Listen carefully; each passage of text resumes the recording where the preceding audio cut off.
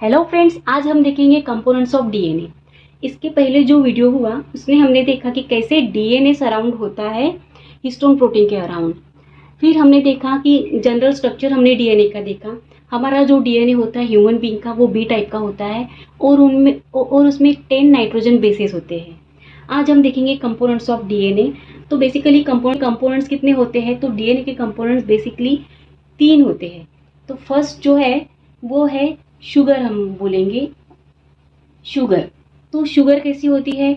अगर डीएनए के बारे में देखा जाए तो शुगर कैसी होती है? डीऑक्सीराइबोज होती है। यानी जो ये फर्स्ट कार्बन है, ये सेकंड कार्बन है, ये थर्ड कार्बन है, ये फोर्थ कार्बन है और ये फिफ्थ कार्बन है। तो सेकंड कार्बन में क्या होता है? OH नहीं होता, इसमें सिर्फ H होता है। तो हम क्या बोलते हैं? Deoxy ribose. और ये क्या है? शुगर है। डीऑक्सी राइबोज शुगर बोलते हैं। बेसिकली जो स्ट्रक्चर है इसका राइबोज शुगर का हमने पिछली बार थोड़ा डिस्कस किया था। तो इसमें क्या होता है कि OH ग्रुप, यहाँ पे H ग्रुप, यहाँ पे OH ग्रुप, यहाँ पे OH ग्रुप, यहाँ पे H ग्रुप, यहाँ पे CH2HO और यहाँ पे रहेगा HH। तो ये होती है राइबोज शुगर, ये होती है राइबोज शुगर। और ये राइबोज शुगर आरएनए में प्रेजेंट रहती है, आरएनए राइबोज न्यूक्लिक एसिड। और डीऑक्सी राइबोज शुगर ये जो है ये डीएनए में प्रेजेंट रहती है, डीऑक्सी राइबोज न्यूक्लिक एसिड। तो ये जो राइबोज शुगर होती है इसको पेंटोज शुगर भी बोलते हैं। और ये राइबोज शुगर या फिर पेंटोज शुगर है, ये दो टाइप की होती है। एक अल्फा टाइप होती है और एक बीटा टाइप होती है। अगर ये OH ग्रुप ऊपर है तो फर्स्ट कार्बन पे अगर ये ऊपर OH ग्रुप रहेगा तो उसको हम बीटा टाइप राइबोज शुगर बोलेंगे, बीटा राइबोज शुगर। अगर ये OH ग्रुप नीचे रहेगा और ऊपर H रहेगा फर्स्ट कार्बन के ऊपर तो हम उसको बोलेंगे अल्फा राइबोज शुगर। तो डीएनए और आरएनए के केस में क्या होता है कि बीटा राइबोज शुगर प्रेजेंट होती है। तो ये हमको हमेशा ध्यान में रखना है कि अगर क्वेश्चन आता है आपके एग्जाम में तो जो शुगर है वो अल्फा फॉर्म है कि बीटा फॉर्म है, तो हमको ये हमेशा बताना है कि वो वो बीटा फॉर्म में होती है। ठीक है, तो ये है हमारा first component that is sugar. अब सेकंड कंपोनेंट के बारे में हम बात कर लेते हैं। तो सेकंड कंपोनेंट हमारा है phosphoric acid. Phosphoric acid RNA हो चाहे डीएनए हो, दोनों में क्या रहता है? सेम रहता है। तो फॉस्फोरिक एसिड का स्ट्रक्चर कैसे होता है? ये OH, ये OH, फिर इधर HO बोलेंगे, HO। तो ये हो गया फॉस्फोरिक एसिड का स्ट्रक्चर। फॉस्फोरिक एसिड दोनों में सेम होती है।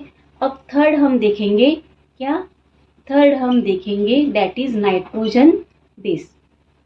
थर्ड हम देखेंगे that is nitrogen base. Nitrogen base. तो नाइट्रोजन जो बेस होते हैं वो कितने टाइप के होते हैं? नाइट्रोजन बेस 2 टाइप के होते हैं। एक होता है प्यूरिन, प्यूरिन में कौन से नाइट्रोजन बेसेस रहेंगे? तो एडेनिन, एक एडेनिन और दूसरा क्या रहेगा? ग्वानिन रहेगा। अगर इसको आपको याद में रखना है तो क्या नाम से याद रखोगे? AG। और पिरिमिडिन दूसरा नाइट्रोजन बेस है, पिरिमिडिन। तो पिरिमिडिन में क्या रहता है?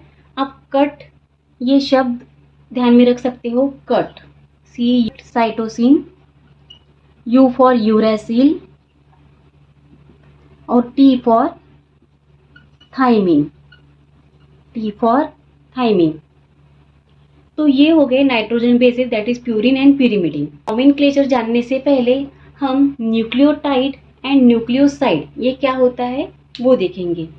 तो न्यूक्लियोटाइड मीन्स क्या होता है? जब phosphate plus sugar plus nitrogen base रहेगा, ये तीनों कंपोनेंट्स प्रेजेंट रहेंगे, तब हम बोलेंगे न्यूक्लियोटाइड।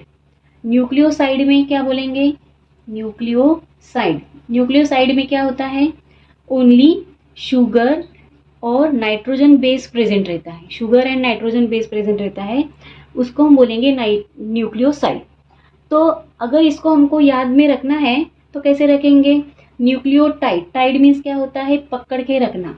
तो शुगर और नाइट्रोजन बेस को फॉस्फोरस ने क्या पकड़ के रखा है, तो ऐसे हम याद में रख सकते हैं।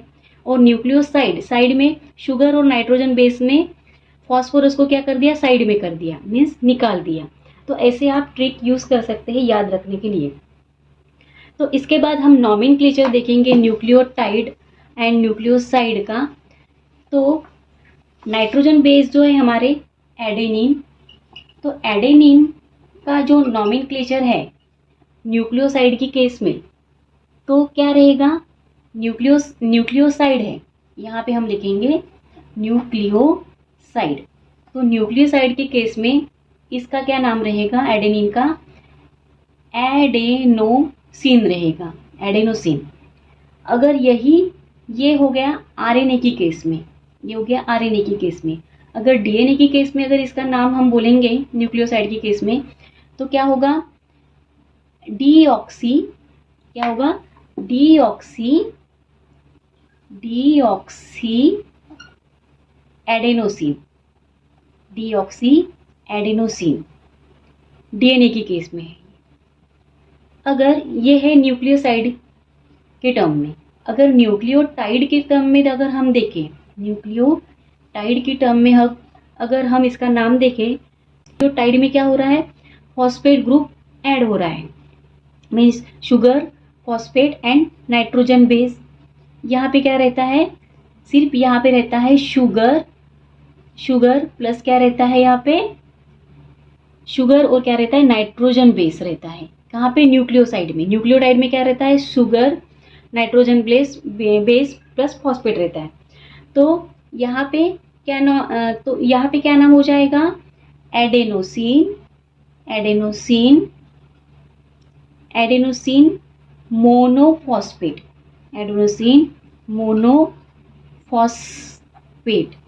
तो इसको हम ऐसे भी लिख सकते हैं, एडेनोसिन मोनोफॉस्फेट। एडेनोसिन अगर एक फॉस्फेट है तो मोनोफॉस्फेट बोलेंगे, अगर दो फॉस्फेट है एडेनोसिन डाइफॉस्फेट, दो फॉस्फेट ग्रुप अटैच होते हैं तो एडेनोसिन ट्राइफॉस्फेट बोलेंगे। अगर तीन फॉस्फेट ग्रुप अटैच होते हैं तो एडेनोसिन ट्राइफॉस्फेट बोलेंगे। One phosphate group, to phosphate, three phosphate. Term में देखा जाए न्यूक्लियोटाइड की टर्म में तो हम इसको बोलेंगे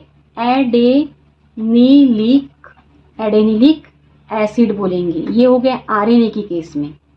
आरएनए की केस में न्यूक्लियोटाइड में हम क्या बोलेंगे, एडेनिलिक एसिड। और डीएनए की केस में क्या बोलेंगे, डीऑक्सी एडेनिलिक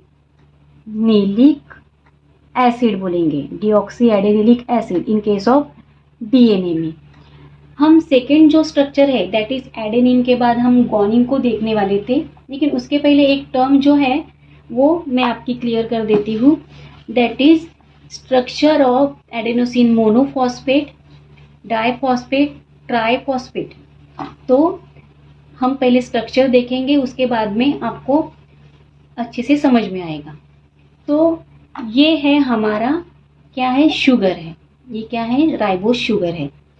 अब पूरा स्ट्रक्चर मैं निकालूंगी नहीं, यहाँ पे सिर्फ मैं नाइट्रोजन बेस बताऊंगी। तो नाइट्रोजन बेस भी उसमें हम क्या ले रहे हैं, एडेनोसिन ले रहे हैं, एडेनिन लेंगे हम। तो ये यहाँ पे फर्स्ट कार्बन पे क्या अटैच है, फर्स्ट कार्बन पे क्या अटैच है, एडेनिन अटैच है। तो हम क्या करेंगे, यहाँ पे ये क्या है, हमारा नाइट्रोजन बेस है और ये क्या है, हमारी शुगर है। तो नाइट्रोजन बेस प्लस शुगर क्या होता है, नाइट्रोजन बेस पर शुगर होता है क्या, न्यूक्लियोसाइड होता है। तो अगर हमको ये देखना है कि एडेनोसिन मोनोफॉस्फेट कैसे होता है, तो यहाँ पे CH2HO ग्रुप, ये जो है यहाँ पे अगर हम एक फॉस्फोरिक ग्रुप अटैच करते हैं यहाँ पे, तो ये हो जाएगा एडेनोसिन मोनोफॉस्फेट। ये क्या हो जाएगा? एडेनोसिन मोनोफॉस्फेट हो जाएगा। लेकिन उसके पहले भी हमको क्या करना पड़ेगा? ये एडेनोसिन मोनोफॉस्फेट कैसे फॉर्म होता है? तो हाइड्रोजन वाटर मॉलिक्यूल यहाँ से रिमूव होता है, तब जाके एडेनोसिन मोनोफॉस्फेट तैयार होता है। तो यहाँ पे हम एडेनिन लिखेंगे, एडेनिन, और यहाँ पे हम CH2OP, ये है OH ग्रुप, ये है डबल बॉन्ड O, ये है HO। तो ये क्या हो गया? Adenosine monophosphate. ये किसका स्ट्रक्चर है? Adenosine monophosphate. इसी तरह अगर हम दूसरा फॉस्फेट ग्रुप अटैच करते हैं तो क्या हो जाएगा? एडेनोसिन डाइफॉस्फेट हो जाएगा। ये जो स्ट्रक्चर है आप जो देख रहे हैं, ये जो पहला वाला स्ट्रक्चर था, फर्स्ट जो स्ट्रक्चर था, ये है एडेनोसिन मोनोफॉस्फेट का। ये सेकेंड जो स्ट्रक्चर है तो ये रहेगा एडेनोसिन डाइफॉस्फेट का। अगर फिर से हम और एक यहाँ पे फॉस्फोरस ग्रुप अटैच करते हैं तो ये हो जाएगा आपका एडेनोसिन, ये हो जाएगा एडेनोसिन ट्राइफॉस्फेट। यहाँ से यहाँ तक का जो है तो ये हो जाएगा एडेनोसिन ट्राइफॉस्फेट। ये क्या है? एटीपी हम बोलते हैं। एटीपी कहाँ से जनरेट होती है? एटीपी माइटोकॉन्ड्रिया से जनरेट होती है। तो माइटोकॉन्ड्रिया में आपने 11th स्टैंडर्ड में देखा होगा, माइटोकॉन्ड्रिया में एक ग्लूकोज मॉलिक्यूल से कितनी एटीपी जनरेट होती है? तो इन प्रोकैरियोटिक में कितनी एटीपी जनरेट होती है? 38 एटीपी जनरेट इन प्रोकैरियोट में कितनी होती है? एंड यूकैरियोटिक में। प्रोकैरियोटिक में कितनी एटीपी जनरेट होती है? 38, एंड यूकैरियोटिक में हम 36 या 38 ऐसे बोलते। तो हम नेक्स्ट, हमने पहला जो हमारा नाइट्रोजन बेस है एडेनिन के बारे में हमने देखा था। अब हम सेकेंड टाइम देखेंगे, सेकेंड जो है हमारा ग्वानिन। सेकेंड क्या है? ग्वानिन। तो ग्वानिन के बारे में थोड़ा सा जान लेते हैं। तो ग्वानिन का नॉमेनक्लेचर जब हम करेंगे न्यूक्लियोसाइड की केस में अगर इसका नॉमेनक्लेचर करेंगे तो कैसे हो जाएगा? ग्वानोसिन हो जाएगा। ग्वानोसिन मीन्स ये अपना शुगर का स्ट्रक्चर है, यहाँ पे न्यूक्लियोसाइड। तो ये ग्वानोसिन, ये जो नाम है, ये आरएनए की केस में है। क्या है? आरएनए की केस में। अगर इसको हमको डीएनए की केस में देखना है तो ये क्या हो जाएगा? सिंपल डीऑक्सीग्वानोसिन हो जाएगा। डीऑक्सीग्वानोसिन इन केस ऑफ डीएनए। ये हो गया न्यूक्लियोसाइड की केस में। अगर हम न्यूक्लियोटाइड की केस में देखते हैं तो इसका नाम क्या हो जाएगा? Guanine monophosphate. अभी हमने स्ट्रक्चर पूरा दिखाया था, एडीपी एएमपी है ना, एडीपी एटीपी। तो guanosine monophosphate, guanosine diphosphate, guanosine triphosphate. एक फॉस्फेट ग्रुप है, 2 फॉस्फेट ग्रुप है और 3 फॉस्फेट ग्रुप है। तो उस कंडीशन में ये हो गया इन केस ऑफ आरएनए की केस में। अगर डीएनए की केस में हम देखेंगे तो क्या होगा? सिर्फ डीऑक्सी लगाना है। Deoxy guanosine monophosphate, deoxy guanosine diphosphate, deoxy guanosine triphosphate. ये हो गया डीएनए की केस में। डीएनए की केस में हम इसको ऐसा बोलेंगे। न्यूक्लियोटाइड की केस में अगर हमको आरएनए के बारे में ग्वानिन का नाम देना है तो क्या देंगे? ग्वानिलिक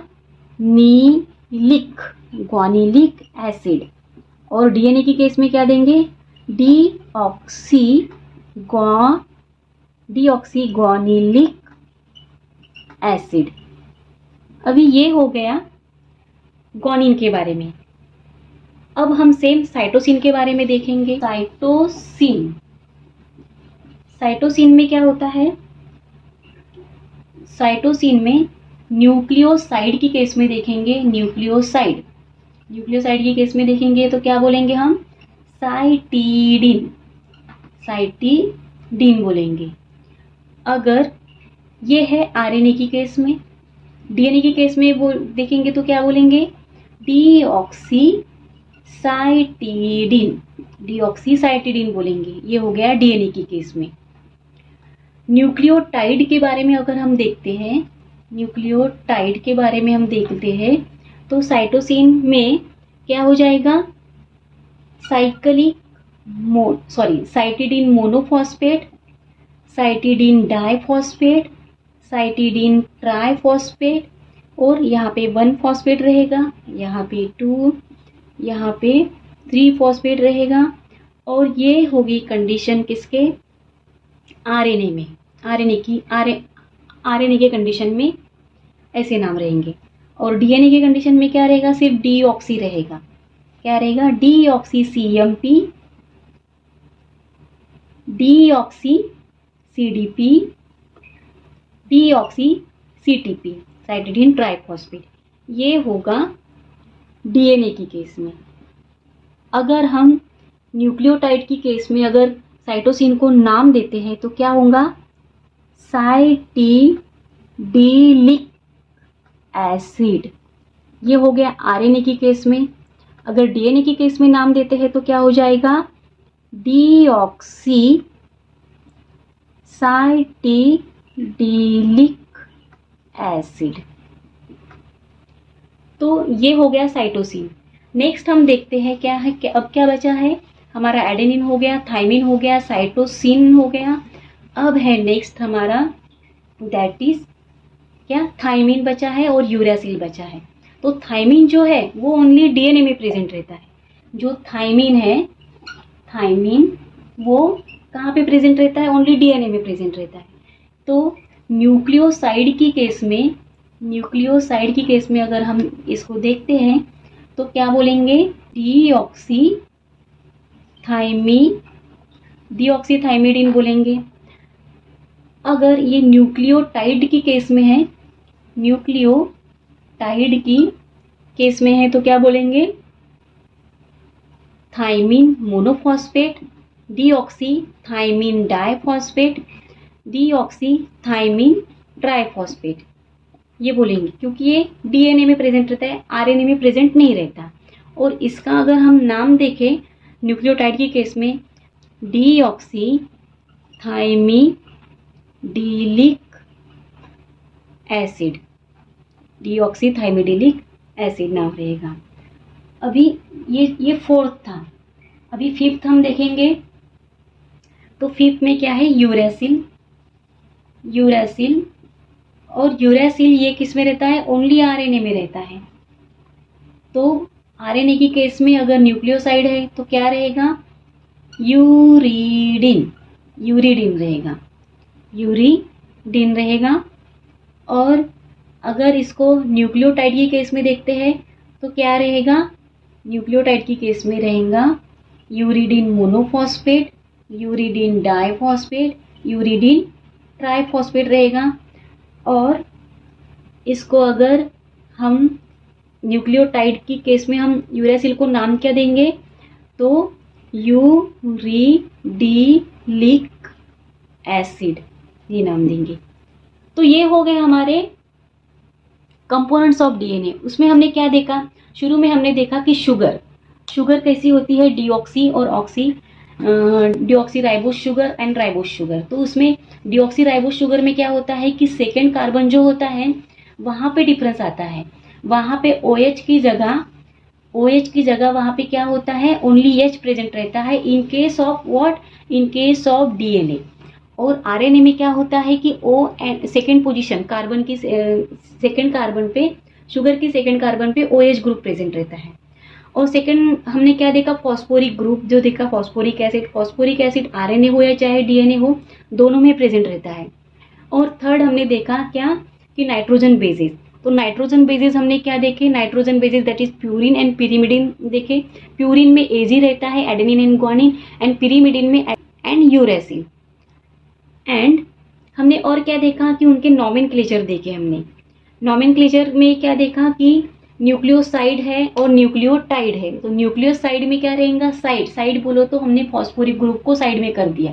तो फॉस्फोरिक ग्रुप को अगर हमने साइड में कर दिया तो बचा क्या, उसमें शुगर और नाइट्रोजन बेस बचे। न्यूक्लियोटाइड में क्या हमने देखा, न्यूक्लियोटाइड में हमने तीनों कंपोनेंट देखे, क्योंकि टाइड मीन्स बांधना होता है, तो तीनों कंपोनेंट जो होते हैं with phosphate group, sugar and nitrogen bases, तो न्यूक्लियोटाइड में तीनों ग्रुप प्रेजेंट रहते हैं। अभी न्यूक्लियोटाइड के बेसिस पे एंड न्यूक्लियोसाइड के बेसिस पे हमने adenine, guanine, thymine, cytosine and uracil तीनों का, पांचों का हमने क्या कर दिया, नॉमेनक्लेचर कर दिया। तो नेचर ने सिर्फ डीएनए को ही क्यों सिलेक्ट किया, आरएनए को क्यों सिलेक्ट नहीं किया? तो इसका मेन जो रीज़न है, हमारी जो शुगर होती है, डीएनए की जो शुगर होती है वो, दैट इज राइबोज शुगर। तो राइबोज शुगर में हमने स्ट्रक्चर ऑलरेडी देख चुके हैं। तो उसमें हमने देखा कि यहाँ पे OH ग्रुप है, यहाँ पे OH ग्रुप है, वहाँ पे, यहाँ पे OH ग्रुप है, यहाँ पे OH ग्रुप है। तो हर एक OH ग्रुप इंगेज है। ये फर्स्ट वाला जो कार्बन है इसमें नाइट्रोजन बेस आके अटैच होगा। ये सेकेंड वाला जो कार्बन है, ये फर्स्ट कार्बन, ये सेकेंड वाला जो कार्बन है यहाँ पे OH ग्रुप है, लेकिन थर्ड वाला कार्बन जो है इसमें नेक्स्ट फॉस्फोरिक ग्रुप जो है वो अटैच होने वाला है। जब हम डीएनए का स्ट्रक्चर एक्चुअल में देखेंगे नेक्स्ट क्लास में तो हम ये डिस्कस करेंगे। ये फोर्थ और ये फिफ्थ वाला कार्बन है, यहाँ पे भी जो OH है वो फॉस्फोरस से जाके रिएक्ट होगा। तो डीएनए ही क्यों नेचर ने सिलेक्ट किया? ये जो OH ग्रुप है ये हाईली रिएक्टिव है। ये क्या है? हाईली रिएक्टिव है। और ये हाईली रिएक्टिव होने की वजह से क्या होता है कि ये जब भी कोई मॉलिक्यूल मिले तो उससे ये रिएक्शन कर लेता है और उसमें अनदर मॉलिक्यूल में ये क्या हो जाता है, मिक्स हो जाता है या फिर रिएक्शन कर ले जाता है। और उसकी वजह से क्या होगा, ये अनस्टेबल होगा। और ये अनस्टेबल है। और आरएनए में ये OH ग्रुप जो होता है वो अनस्टेबल होता है। तो जेनेटिक मटेरियल में अगर ये अनस्टेबल रहेगा तो क्या होगा कि किसी भी ग्रुप से जाके वो रिएक्शन कर लेगा। नेचर ने सिलेक्ट किया, दैट इज नेचर ने क्या किया, O को, ऑक्सीजन को वहां से रिमूव कर दिया। अभी अकेला जो हाइड्रोजन है वो अभी किसी से रिएक्ट नहीं होगा और ये जो जेनेटिक मटेरियल है हमारा डीएनए वो सेफ रहेगा, किसी से भी एनिमी स्टेबल हो जाएगा। अगर यहाँ से O ग्रुप हट जाता है और यहाँ पे सिर्फ क्या रहेगा, H रहेगा, तो हमारा जो डीएनए है वो क्या स्टेबल रहेगा। और स्टेबल रहेगा तो जेनेटिक इंफॉर्मेशन ये इजीली ट्रांसफर कर सकेगा। तो ये है हमारा components of DNA. Thank you.